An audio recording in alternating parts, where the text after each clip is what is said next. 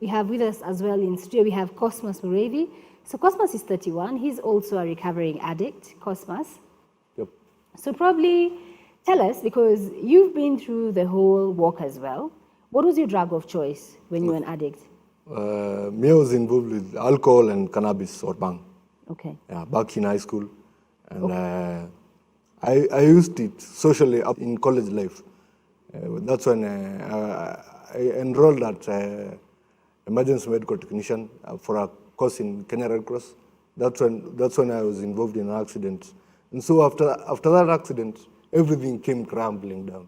Nilikuwa nile feeling yani sina hope kwa life. So kila kitu escalate, kunywa na shada, kuvuta shada. But at a certain time, niliangalia pia ni kona it isn't supposed to be like that. So I checked into a rehab, and right now I'm doing a course in addiction counseling. So, and probably, let me just talk to all my guests. At the back of your mind, you always know that you have to be careful. Yeah. So how has that walk been like for you? With somebody like me who is in recovery, I have to be very careful. I have to evaluate myself mentally and emotionally. Because by the time there's something we call a relapse. By the time somebody enters relapse, by the time somebody goes to actually use that substance they were using, the relapse happened in their mind a long time ago. Right. So for me, I have to be very careful. I will not say that there are days I wish I would not go back to being a social drinker. There are times I wish I could. The craving is there, you feel it. Sometimes it's there, Yes. you know. It doesn't go away 100%. There are times when I'm awesome, but there are days when I'm stressed, and stress is part of life. And there are days when I'm like, I wish I could, but when I remember how far I've come and where I have been, it's not even a thought anymore. Okay. So the best way for somebody to stay away from whatever they were using is to constantly monitor yourself and surround yourself with people who are genuinely interested in your recovery, not people who are just using you. You know, there are people who are with you to make sure you fall. Yeah. And you have to be very wise about such people. And maybe James, as a counselor, what are some of the ways that you teach the people that you work with? How do you help them stay on course? A critical part of the program is what we call relapse prevention and management. That is towards the end of the course of treatment. So they are taught about triggers, what triggers are. Number one, they have to identify their triggers because everybody's triggers are unique. So for some people, it would be stress. For some people, it would be their friends. They have to identify them first. And number two, working together with the counselor, they develop a plan to be able to manage that. As Carol has said, relapse is a process. It's not a one-time occasion. So by the time somebody takes the drink, they've already gone through what we call an emotional relapse. So signs of emotional relapse could be just stress, emotional turmoil, a bit of loneliness, problems managing anger. And then the second phase is a mental relapse. By the time they get to a mental relapse, now they start thinking more and more about using, sort of trying to look for occasions where they can use and not get caught. And then eventually now a full-blown relapse happens where they actually take it physically. But that being said, still there's help. If you feel like you're going through an emotional or mental relapse, it's the best time to get help. Even after physical relapse, you can go over the program still. Okay. Yeah. And maybe right now, let me take a couple of questions from the audience. Hi, Tamima. My name is Perpetual Nasimiyu. My first question is that the cost of being in a rehabilitation center. Then my second question is, how long will it take for someone to be rehabilitated? Okay, thank you. Maybe let me throw the first one to Dr. Koimet. The cost of drug addiction, or alcohol addiction for that matter, is much, much, much more than the cost of rehabilitation. Because we ran a program of about 3 months for issues to do with alcohol addiction, or gambling, or even sex. But then there are hard drugs like heroin and cocaine and all those, and those do take a bit of time. When you think about, for example, alcohol addiction, Carol has just told us that yeye alikuwa wale wa kukanyanga case, inaitwa nini? Crate. A crate of beer is so much, and that is only one night, right? And then the harm it does to you. To your physical body now. To your physical body. And then the harm it does to your productivity. That's why she would suck herself out of a job. Yeah, that's why she said she lost her 20s. Absolutely. The 3 months will take about, perhaps on an average, about 180,000. Yeah, 180,000 only. The good that, will happen after the rehab far outweighs, what you would call the cost. It's a cheaper price to pay. Exactly. Yeah. Exactly. Okay. So let's take a second question from the audience. Hello, Tamima.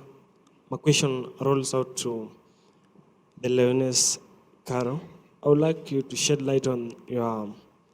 Okay, did you find it jeopardizing to your expectancy? I think probably he's trying to ask, were you abusing when you were pregnant, or is that the period in your life where you had stopped entirely? Alcoholism or any substance abuse is worse for women than it is for men. So chances of a fetus being affected are 99%. Let me throw it back to Dr. Koimet. How intensive is the rehabilitation process? Because you said it's ideally 3 months, but are there times that the person has to be there longer than the 3 months? Yes, especially if the person has been using hard drugs, then they have to be there for longer. Because the period of detox may actually be long. Getting out of heroin is not a joke. There are all sorts of pains and aches associated with with the withdrawal symptoms. But the normal program is 90 days, 3 months, where we follow what we call the 12-step program.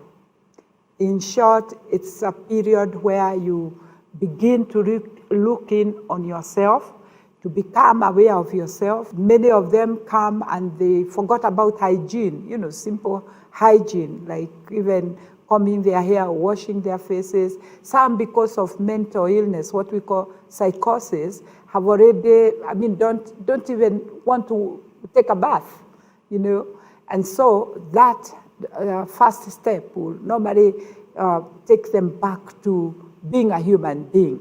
And then as we continue through the 12 steps, there is realizing that I cannot come out of addiction on my own. I am not strong enough. I need a higher power. And therefore that connection between you and God.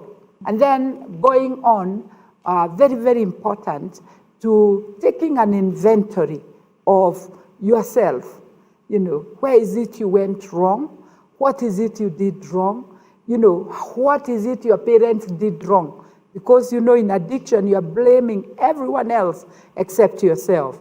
So after you take an inventory of that, you need now to make amends. Right. This is where we need the family to come in so that Carol is able to tell Dad, I'm sorry, Dad. I'm sorry for wasting your money in Malaysia. I'm sorry, for the things that I have done. Maybe talk to her son and tell son, I'm sorry. I was going through a bad patch of my life. I had this sickness, but I thank God I'm well now. And then, as a counselor talked about, we end up with what we call relapse prevention program, where because this person will go out, he will need to be strong. And we will need to have a purpose of going out.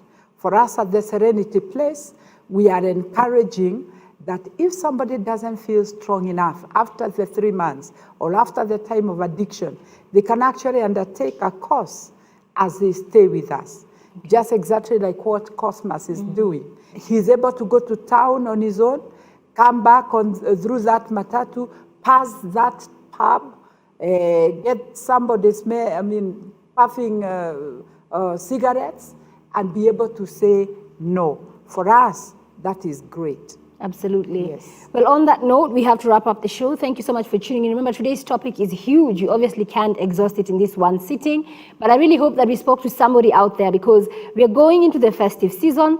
Kids are home from schools, and like you had, it starts with one puff, it starts with one drink, it starts with having the wrong friends. So many lives have been wasted, and I think we are fortunate enough because today we have people who've been able to overcome their addiction. They've struggled and they've emerged on the other side as champions. On that note, we have to end tonight's show. Thank you so much for tuning in. Until next time, enjoy the rest of your viewing.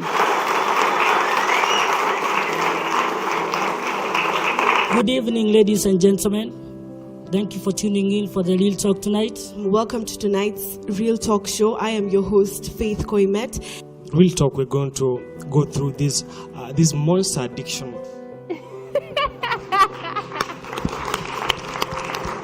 We have wonderful guests over here. So stay back and watch. Oh my God.